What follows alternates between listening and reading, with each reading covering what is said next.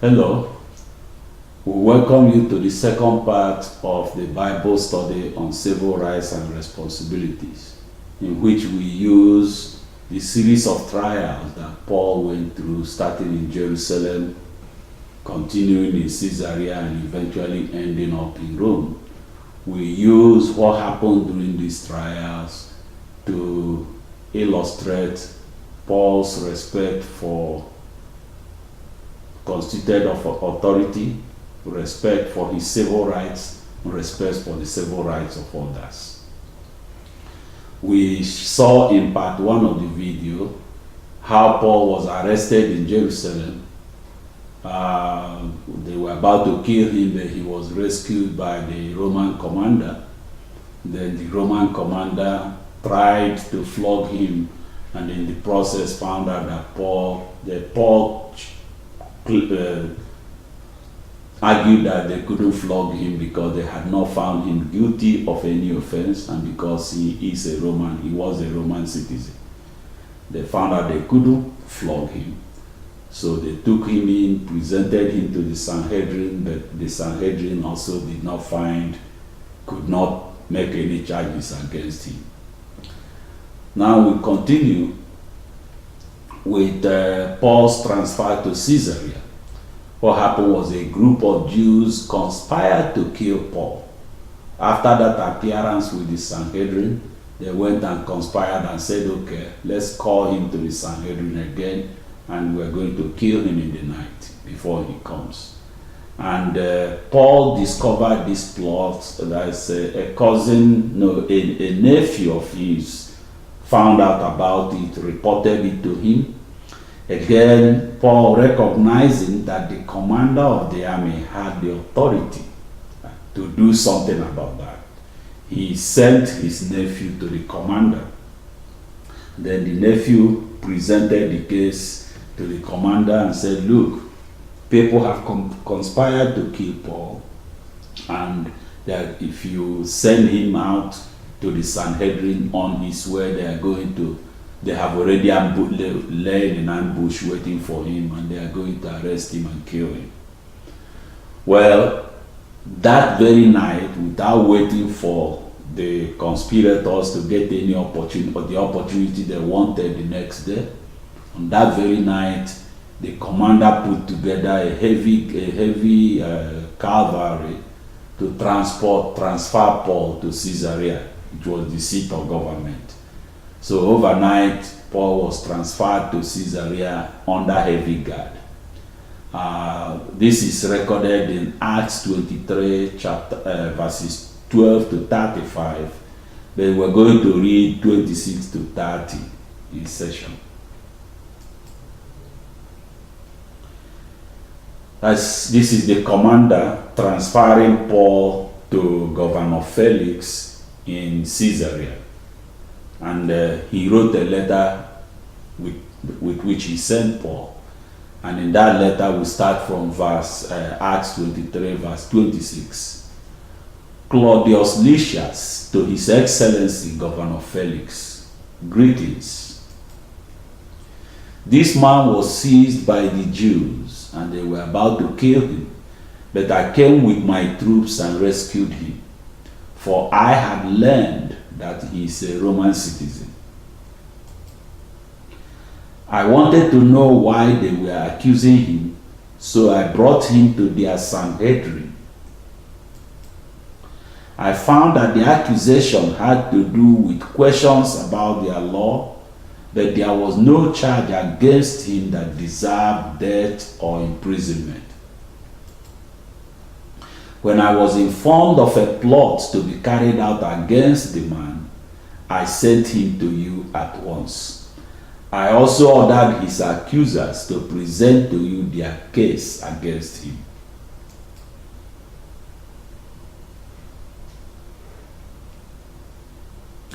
Well, let us summarize what the commander told the governor, because this was an official transfer of Paul and his case to Governor Felix in Caesarea. So the commander said, he remarked that Paul is entitled to protection under the law because he's a Roman citizen. This is one of the claims that Paul made, and it turns out to be a very valid claim, and that is what is protecting him now. That he's entitled to protection under the law because he's a Roman citizen. He said fellow Jews want to kill him, but they don't have any charge against him that will be deserving death or imprisonment. Essentially, he could not find any crime that this man has committed, so he didn't know why the Jews want to kill him.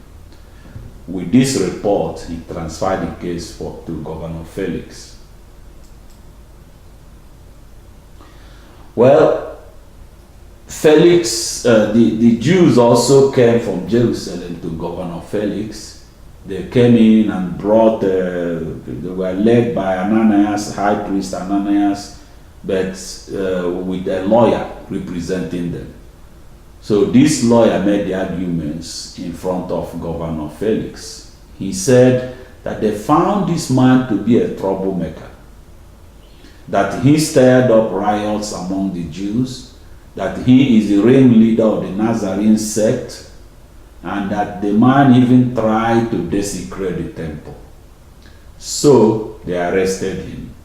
This was his charge. 4 points.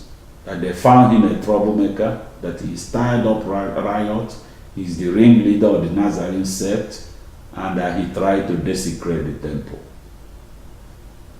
Well, let us read about this in Acts chapter 24, verse 1 and verses 5 and 6. Acts 24. 5 days later, the high priest Ananias went down to Caesarea with some of the elders and a lawyer named Tertullus, and they brought their charges against Paul before the governor. We have found this man to be a troublemaker, stirring up riots among the Jews all over the world. He is a ringleader of the Nazarene sect, and even tried to desecrate the temple. So we seized him. Well, Paul was given the opportunity to defend himself, to answer the charges. So he told the governor that he was in Jerusalem to worship and to give gifts to the poor, that he did not argue with anyone at the temple, and he did not stir up a crowd in the synagogue or anywhere in the city. He said he was ceremonially clean when they found him in the temple. Well, let us read about this before we discuss it some more. It's Acts 24, verses 11 to 21, but we are going to read 17 to 21. Acts 24, verse 17. After an absence of several years, I came to Jerusalem to bring my people gifts for the poor and to present offerings. I was ceremonially clean when they found me in the temple courts doing this. There was no crowd with me, nor was I involved in any disturbance. But there are some Jews from the province of Asia who ought to be here before you and bring charges if they have anything against me. Or these who are here should state what crime they found me in, or what crime they found in me when I stood before the Sanhedrin. Unless it was this one thing I shouted as I stood in their presence, it is concerning the resurrection of the dead that I am on trial before you today. Well, Governor Felix did not reach any judgment. He simply listened to both sides, and he didn't know what to do. He really didn't think that the charges merit anything. But he retained Paul in custody, but this time he gave him more freedom to interact with friends. So he was under detention, he was under restriction, but he could interact more with his friends. Well, later, Felix himself was replaced as governor. A new governor, Porcius Festus, replaced Felix.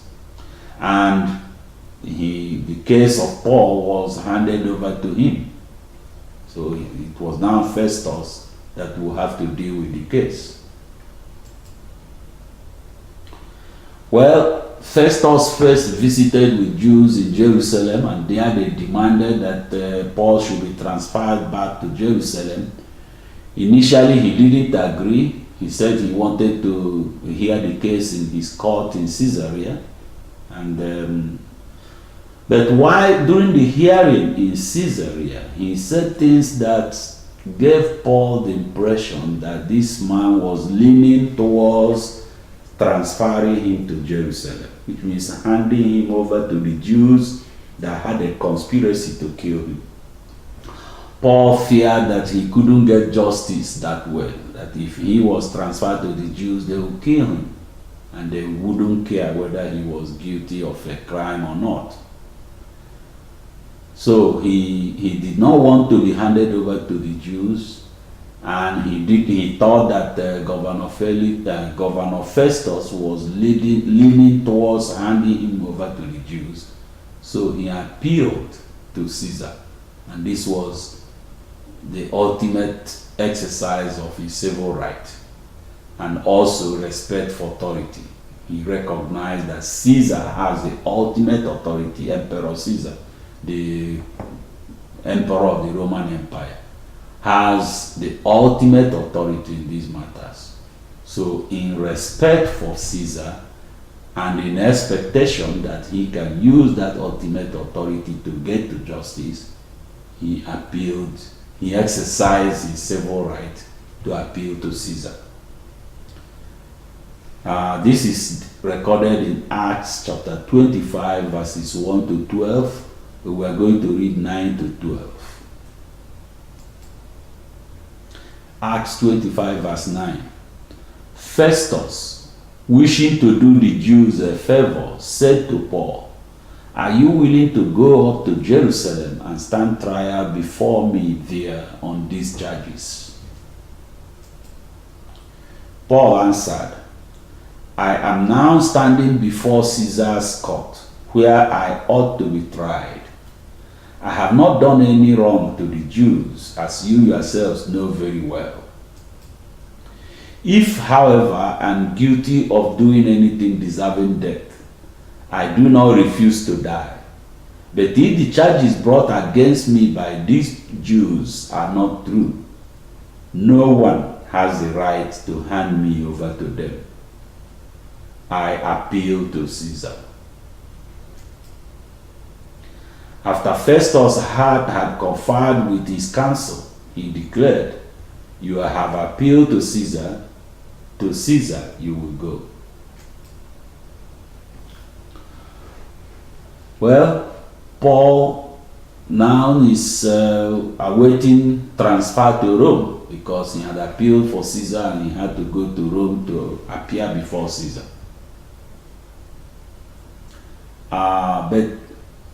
And Festus had decided he was going to transfer Paul to Rome. But he needed to make a report for the emperor, a report for Caesar, to say why Paul was being sent to him.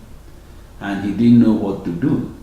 Well, during the period, King Agrippa visited Caesarea you remember, Festus just took over office. So Agrippa, the king, was coming to visit with him. So he requested Agrippa to hear Paul's case for the purpose of seeing if he could get more information from Paul that he Festus couldn't get, because he needed something that he would put in the report that he is going to send with Paul to Caesar.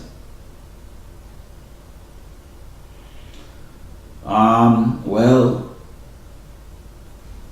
Agrippa agreed to hear the case, and we're going to read about it in a minute, but this is in Acts chapter 25 verses 23 to 27, which we are not going to read in this session.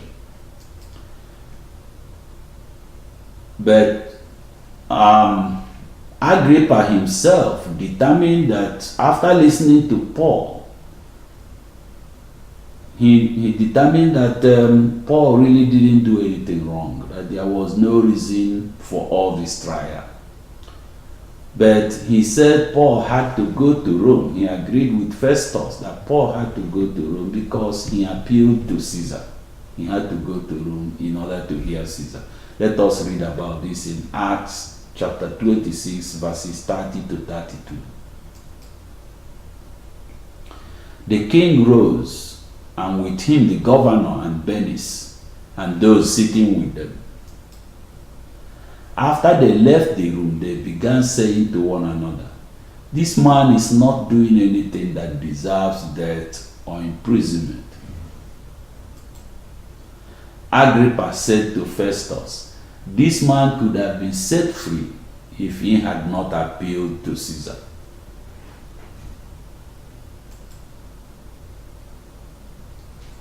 Well, Agrippa got a team together and sent Paul off to go meet with Caesar in Rome. Well, which means Paul's appeal to Caesar has bought him a trip to Rome. Remember that God promised him that he would testify in Rome. So by respecting his civil rights, by asserting his civil rights and respecting the authority of the emperor, he appealed to, he made his appeal to Caesar, and that appeal actually guaranteed that he would go to Rome.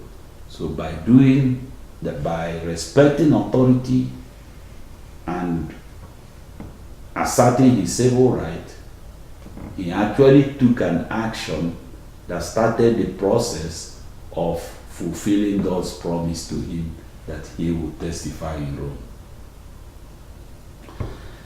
We will not read about his transfer to Rome. It's a very long section. There were a lot of things that happened along the way.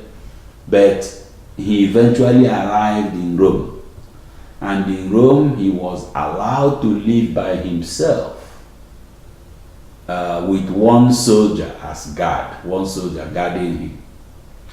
Then after 3 days, he called a meeting of the Jewish leaders in Rome to meet with them. Again, this is a show of respect for his people. He explained his case to them. He said, "Look, our people in Jerusalem arrested me. They don't have any cause to arrest me. I was put on trial. And when it looked to me like I was not going to get justice, I appealed to Caesar for protection under the law. I did not come to Caesar because I have a case against my people. I came to Caesar because I need protection under the law." Well, the Jewish leaders said they had not had any, they had not received any report about him. Nobody has written to them, and the people that came over from Judea had not said anything bad about him. However, they agreed to meet with Paul again. This time, their meeting with him was really to hear the gospel. So he met with them and preached to them from morning till night. Let us read about this in Acts chapter 28, verses 16 to 28. However, we will read 16 to 23 in the session. Acts chapter 28, verse 16. When we got to Rome, Paul was allowed to live by himself with a soldier to guard him. 3 days later, he called together the local Jewish leaders. When they had assembled, Paul said to them, "My brothers, although I have done nothing against our people or against the customs of our ancestors, I was arrested in Jerusalem and handed over to the Romans. They examined me and wanted to release me because I was not guilty of any crime deserving death. The Jews objected, so I was compelled to make an appeal to Caesar. I certainly did not intend to bring any charge against my own people. For this reason, I have asked to see you and talk with you. It is because of the hope of Israel that I am bound with this chain. They replied, we have not received any letters from Judea concerning you, and none of our people who have come from there has reported or said anything bad about you. But we want to hear what your views are, for we know that people everywhere are talking against this sect.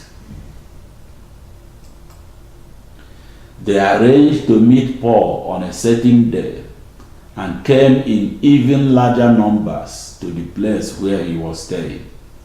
He witnessed to them from morning till evening, explaining about the kingdom of God, and from the law of Moses and from the prophets, he tried to persuade them about Jesus. Well, he was able to convince some of them, but several of them were not convinced. And the meeting broke up after they had talked for a whole day. Anyway, thereafter, there was no mention in the Bible about his appeal with Caesar. It's possible that it became a non-issue because the Jews did not come to challenge him. So the writer of the Acts of Apostles, Luke, maybe in consultation with his staff, decided that it's not worth writing about, so there's nothing about it. But he concluded, Luke, the writer of the Acts, concluded by telling us that Paul lived in Rome for 2 years, and he was living in his own rented house. He interacted freely with people, preached the gospel as he wanted, but he preached the gospel boldly and without hindrance. Let us read about this in Acts 28, verses 30 to 31. Acts 28, verse 30. For 2 whole years, Paul stayed there in his own rented house and welcomed all who came to see him. He proclaimed the kingdom of God and taught about the Lord Jesus Christ with all boldness and without hindrance. Well, so that really concludes the trial of Paul. There was no trial in Rome, at least the Acts didn't tell us about any trial. That actually concludes our lesson, but before we conclude, let us look back to see what we learned. We learned that in his trial in Jerusalem through Rome, Paul recognized and respected his civil rights and responsibilities. We saw all the cases where he asserted his civil rights. We saw all the cases where he showed respect to constituted authority, the Roman commander, the governor, his ultimate respect when he appealed to Caesar, respect for the laws and customs of the Jews. When he got to Rome, he called together the Jewish people, again in respect to them, to tell them about himself. Now, we also saw that it was his respect for his own right that led him to the appeal to Caesar. And it was that appeal that started a process of fulfilling God's promise to him that he would go to Rome to testify. So his appeal to Caesar put him on a path to fulfilling God's promise that he will preach the gospel in Rome.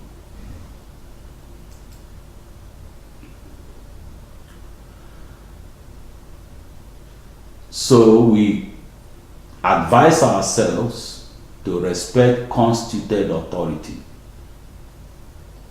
Respect for authority.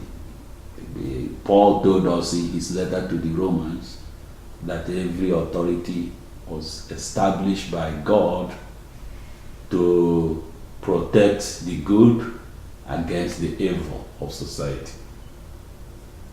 So respect for authority is very important.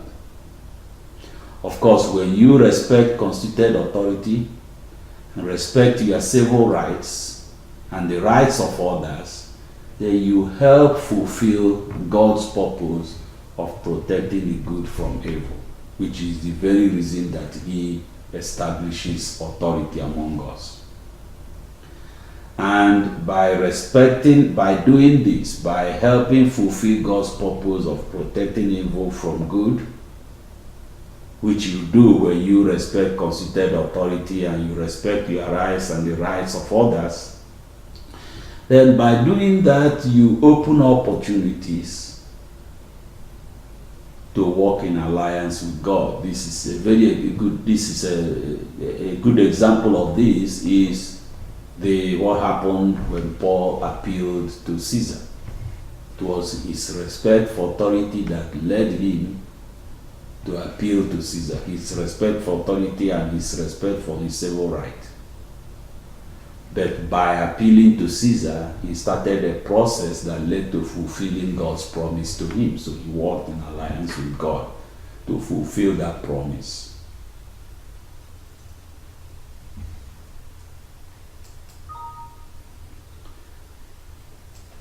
Well, this brings us to the end of the Bible study. We thank you for participating, and we pray that you have learned something by participating in these Bible studies, that you will learn something that will make a positive impact on you, something that will help you understand your civil rights, the rights of others, and respect, the value of respect for constituted authority.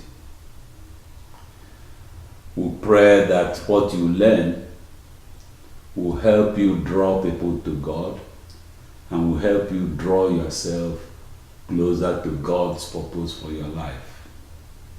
Thank you for participating, and God bless you.